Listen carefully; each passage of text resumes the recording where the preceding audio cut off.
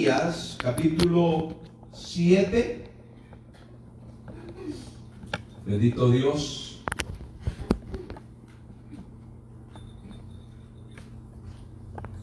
Cuando lo encuentre, un fuerte amén, por favorcito. Isaías capítulo 7. Bendito sea el Señor. ¿Ya lo tiene? Isaías capítulo 7. Glorioso es el Señor, aleluya. Le mandamos un saludo a nuestros hermanos donde quiera que se encuentren, a través de Facebook, a través de YouTube, donde quiera que vean, a la hora que ustedes vean este video.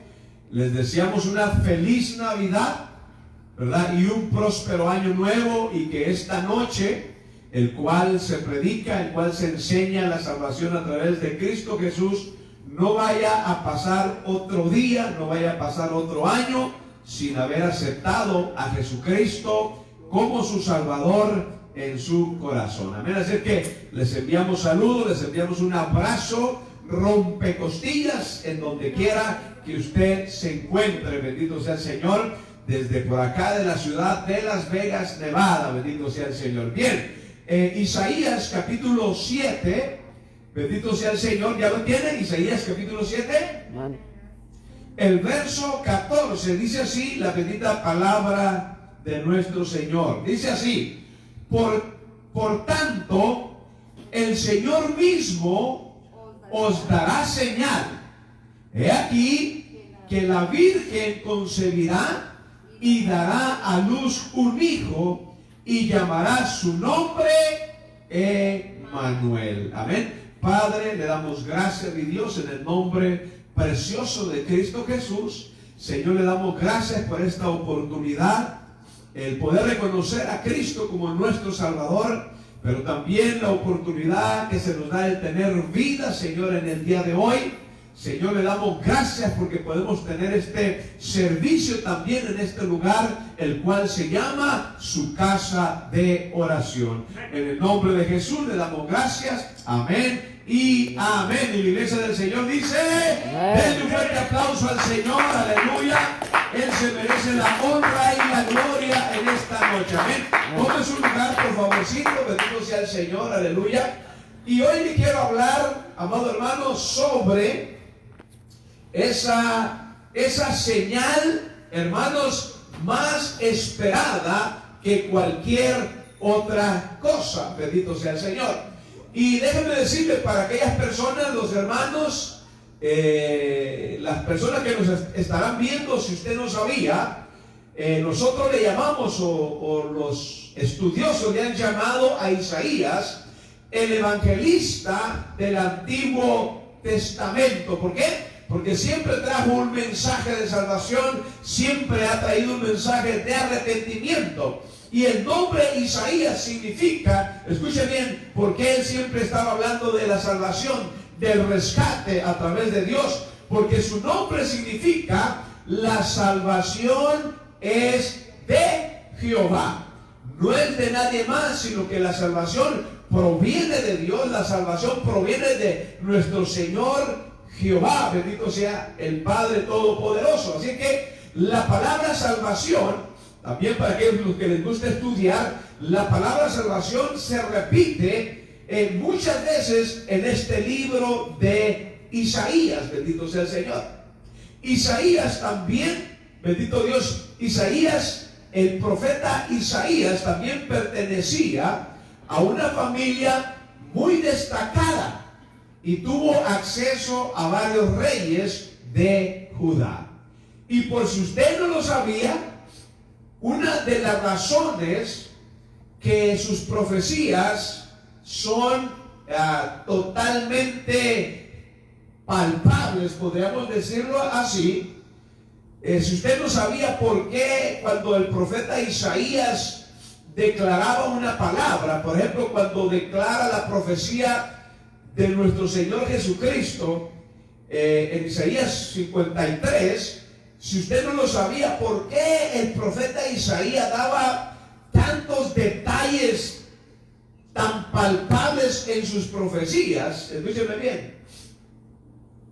Cuando hay un ministerio donde se manifiesta el don o el ministerio que Dios le ha dado a la esposa de ese pastor, a la esposa de ese evangelista, déjeme decir que su ministerio va a ser más glorioso, va a ser más poderoso. Usted dirá, ¿por qué dice eso, pastor? Bueno, si usted quiere ir ahí enseguidita en el capítulo 8, ahí mismo en Isaías, estamos leyendo en el Isaías 7, solamente vaya a Isaías 8 y se va a dar cuenta por qué Isaías, sus profecías, hermanos, son muy acertadas.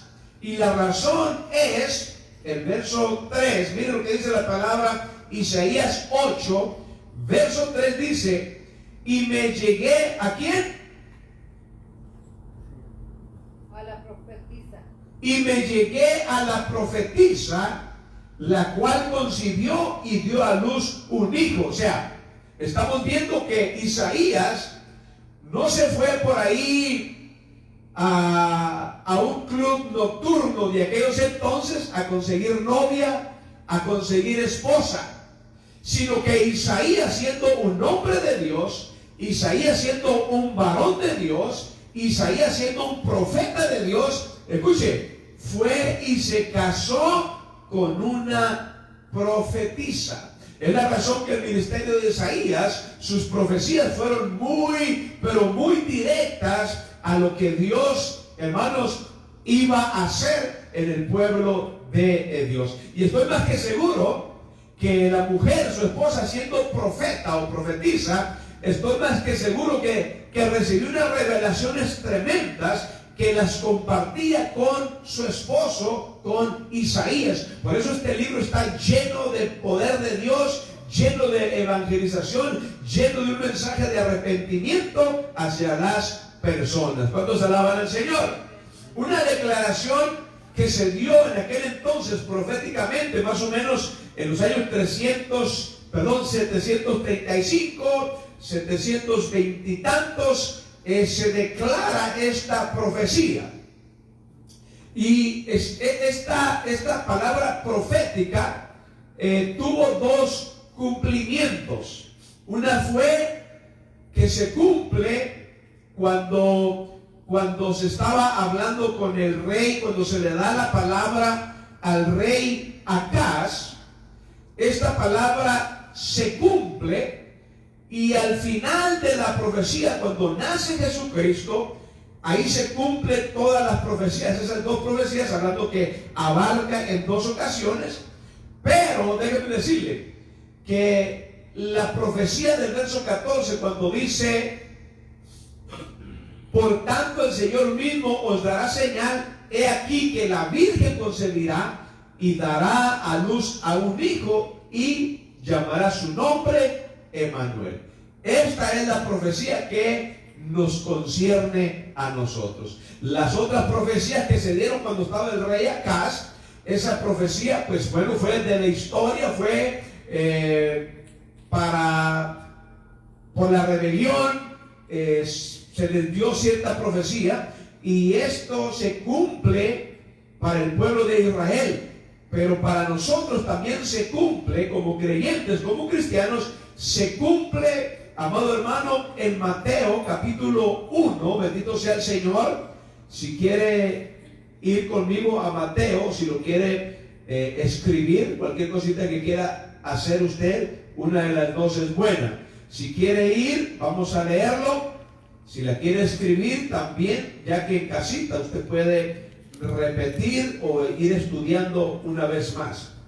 Dice Mateo 1 en el verso 23, bendito sea el Señor, he aquí una virgen concebirá y dará a luz un hijo y llamará su nombre Emmanuel, que traducido es, ¿cuál es la traducción? Dios con nosotros. Qué bendición, amén, hermano.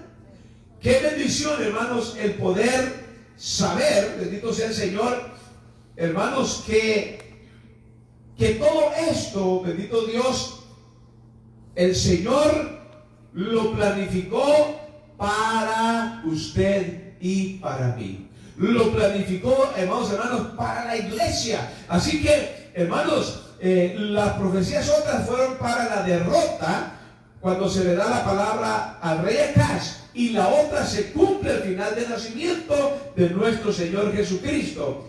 Y repito, esta es la que nos debería de importar a cada uno de nosotros como creyentes que somos. ¿Cuántos alaban al Señor? Ya que el profeta Isaías, a través de esta profecía, escúcheme bien, a través de esta profecía del capítulo 7, el verso 14, a través de esta profecía se abre la puerta para la salvación a todas las personas que a todas las personas por medio de un Salvador en el tiempo futuro. Al dar esta profecía, el profeta está abriendo las puertas para el futuro, para la salvación de las personas. Pero lo más hermoso, escúcheme bien, lo más hermoso de todo esto es que Dios, hermano, Dios no es que hubiera pensado apenas el día de hoy o hace 2000 años. No es que Dios haya pensado de esa manera, sino que Dios, hermanos, ya estaba pensando en nosotros. Escúcheme bien. Estaba pensando en nosotros desde Génesis, hermano, Dios, o más bien, para que me entiendan mejor, desde antes del Génesis, desde antes de la creación del mundo, ya Dios estaba pensando en nosotros. ¿Por qué? Bueno, primeramente porque el Señor había pensado desde aquel entonces, había planificado un plan poderoso que lograría establecer su presencia en los corazones de todas las personas que declararan a Jesús como su Salvador.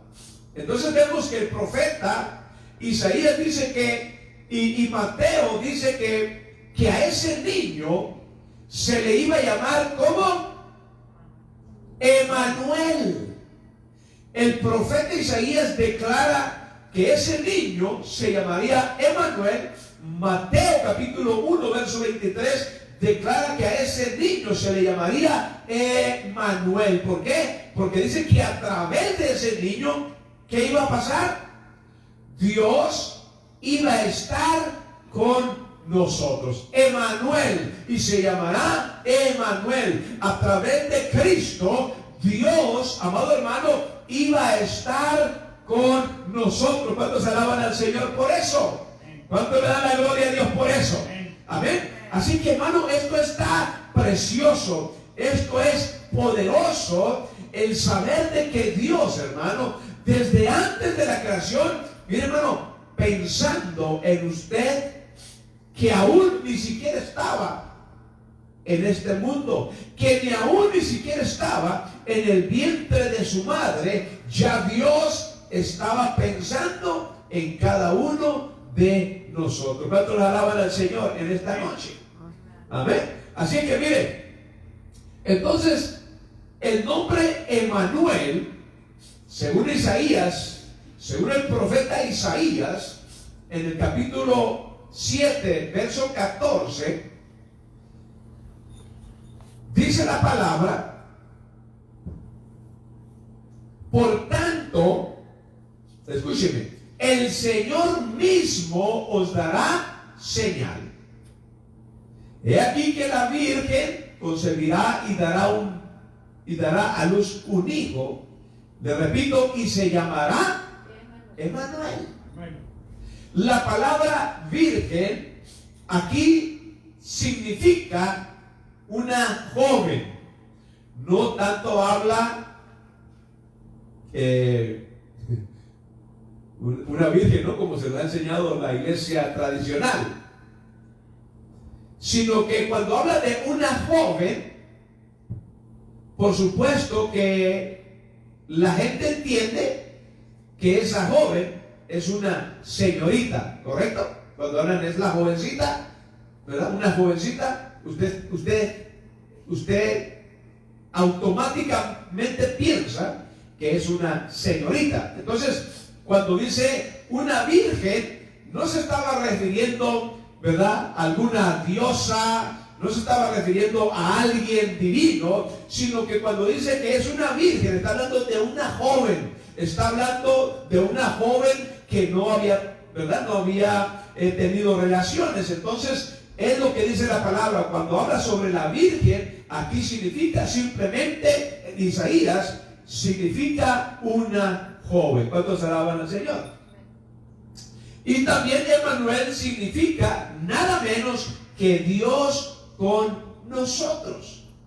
Y esta señal, amado hermano, esta señal es totalmente divina. No se le ocurrió a alguna persona, no viene este pensamiento o esta idea, no viene de algún hombre que dijo, bueno, vamos a hacer esto. No. Esta idea viene totalmente del mismo Dios. Del mismísimo Dios, amado hermano. Esta idea viene del corazón de Dios. Esta idea viene, hermanos, de parte de la mente de Dios. ¿Para qué? Para que Dios esté con nosotros. ¿A través de quién? De Jesucristo. Si a ese niño se le iba a poner Emmanuel, que significa Dios con nosotros, imagínense, hermano, usted, iglesia, amigo, que quizás un día usted va a abrir su corazón y va a aceptar a Cristo, por ese medio Dios morará en usted. Recuerde que siempre que Dios daba una palabra, era porque aquella palabra o en aquella persona se iba a llevar a cabo. Entonces, cuando a Jesús se le dice, significa Dios con nosotros, entonces lo que va a hacer más adelante es de que Dios moraría en cada uno de nosotros. ¿Cuánto dan gracias a Dios por ello? Así que Dios, repito, Dios ahora está con nosotros. Cuando el enemigo venga a sus oídos y le diga, Dios no está con usted, usted le puede decir, usted es un diablo más mentiroso que cualquier mentiroso. Porque, claro, él se le llamó el padre de mentiras. Pero cuando el enemigo quiera venir a decirle de que está solo, de que Dios esto, de que no. Mentiras, porque la palabra de Dios dice que Dios con nosotros. Amén. A través de nuestro Señor Jesucristo. Bendito sea Dios. ¿Cuántos alaban al Señor? Así que este pensamiento, esta idea, no fue del hombre, sino que fue del mismísimo Dios. Esta sería la forma que Dios usaría para morar en nuestros corazones. Miren lo que dice en el capítulo 8, para que vea esta profecía, también habla de Jesucristo. Y pasando hasta Judá, inundará y pasará adelante y llegará hasta la garganta, y extendiendo sus alas llenará la anchura de tu tierra, oh Emmanuel. Verso 10. Tomad consejo y será anulado. Proferid palabra y no será firme, porque Dios está con nosotros. Emmanuel. Esta profecía también está hablando hacia el futuro, hablando de nuestro Señor Jesucristo. ¿Cuántos alaban a Dios en esta noche? Escuchen, hermano.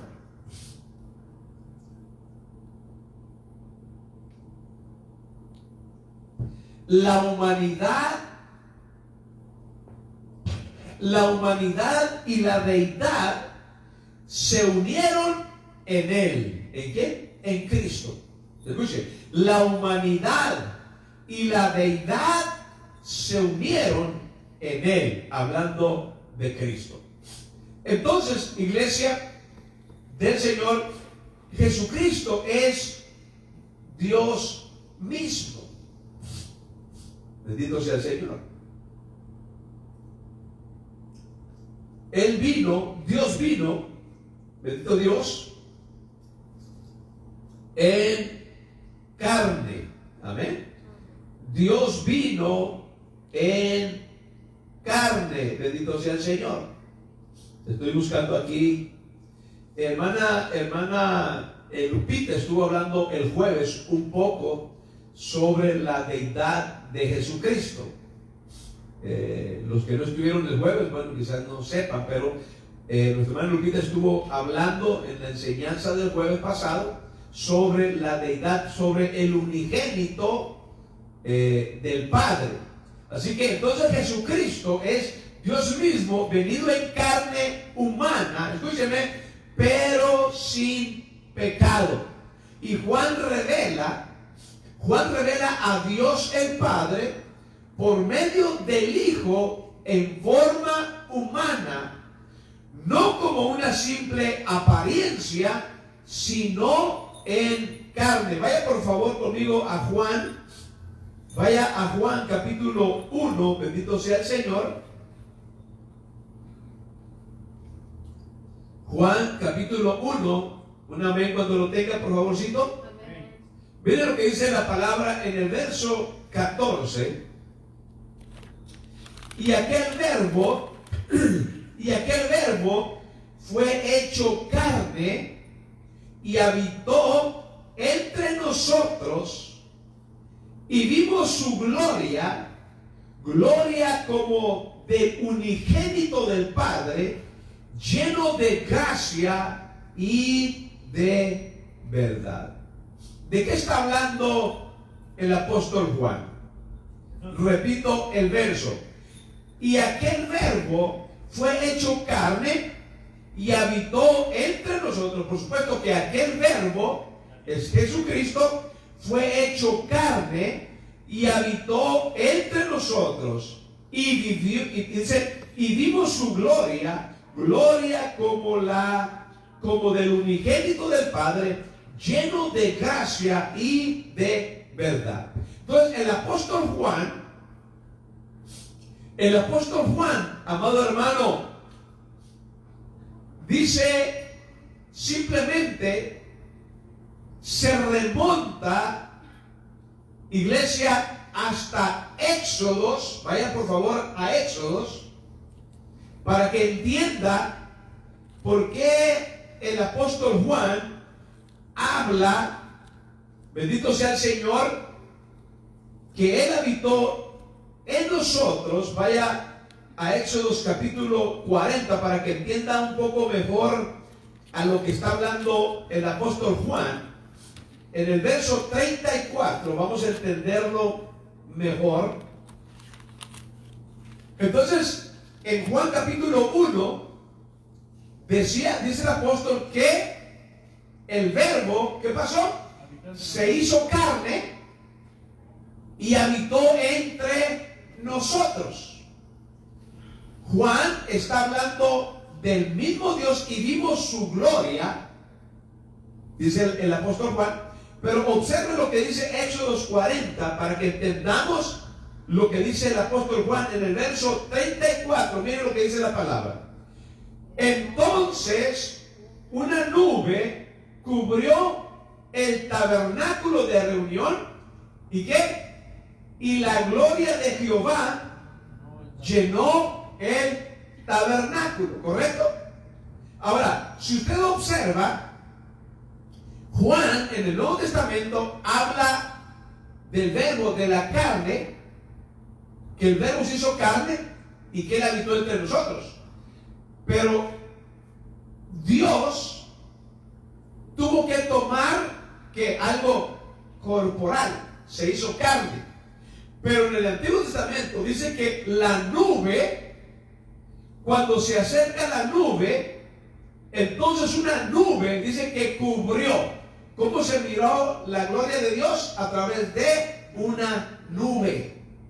Entonces una nube cubrió el tabernáculo de reunión y la gloria, miren, la gloria de Dios, la gloria del Señor llenó el tabernáculo. ¿De qué manera, hermanos? ¿A través de qué? A través de la nube. Amén. Entonces, de esto está hablando el apóstol Juan. Él está hablando que el verbo se hizo carne, hablando de Jesucristo, Dios mismo, Y dice, y vieron su gloria a través de algo corporal. Podemos decir algo físico, que es el hombre, hablando de Jesucristo, porque en el Antiguo Testamento dice que fue una nube, fue de la forma que la gente pudo ver la gloria de Dios a través de una nube que se acerca al tabernáculo, y la gloria de Dios dice que el tabernáculo se llenó de la gloria de Dios. Dice amén, iglesia. Amén. ¿Está entendiendo un poquito a Juan? Sí, porque en ocasiones, ¿verdad? Lo hablamos, lo enseñan, lo predican, pero no se sabe por qué Juan se refiere a esto. También dice, amado hermano, en Éxodos capítulo, a ver, déjeme ver si no tenemos que leer aquí. A ver. Bueno, vayamos también, Juan se está refiriendo, vaya al capítulo 33 de Éxodos capítulo 33, hablando, amado hermano, hablando sobre la respuesta a Moisés. Amén. Gloria sea al Señor. Mira lo que dice Éxodos 33, verso 18, dice así: Él entonces dijo, hablando a Moisés, te ruego que me muestres tu gloria. Mire, Juan dice que vimos su gloria como el unigénito. Y Moisés dice que habló con Dios y le dijo, te ruego que me muestres tu gloria. Escuche. Y Dios le respondió, yo haré pasar todo mi bien delante de tu rostro y proclamaré el nombre de Jehová delante de ti, y tendré misericordia del que tendré misericordia, y seré clemente para con el que seré clemente. Esto está hablando Dios con Moisés. Dijo más el verso 20, no podrás ver mi rostro, porque no me verá hombre y vivirá.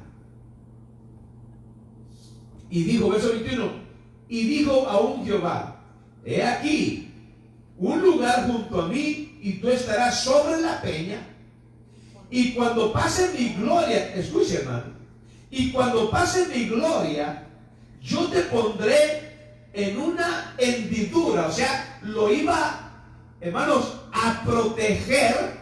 ¿En qué? En una roca. ¿En qué? En la roca. Lo iba a meter, hermanos, como en un huequito en la peña, en la roca. Le dice el Señor, dice, y tú estarás sobre la peña, y cuando pase mi gloria, escúcheme hermano, yo te pondré en una hendidura de la peña y te cubriré. Escuche el poder de Dios, hermano. ¿Cómo dice el verso? Con mi mano te voy a cubrir hasta que haya pasado. Mire lo que es el glorioso Dios al cual nosotros adoramos y predicamos. Ponga en su mente, pone la mano Dios, porque lo va a proteger. Pero Dios va a ir pasando, pero la mano va a cubrir el rostro de Moisés, porque nadie ha visto, y si no puede vivir el hombre que mirase a Dios. Dice, después apartaré mi mano y verás mis espaldas, mas no se verá mi rostro. Amén. Ahora, todo esto lo hace Dios en aquel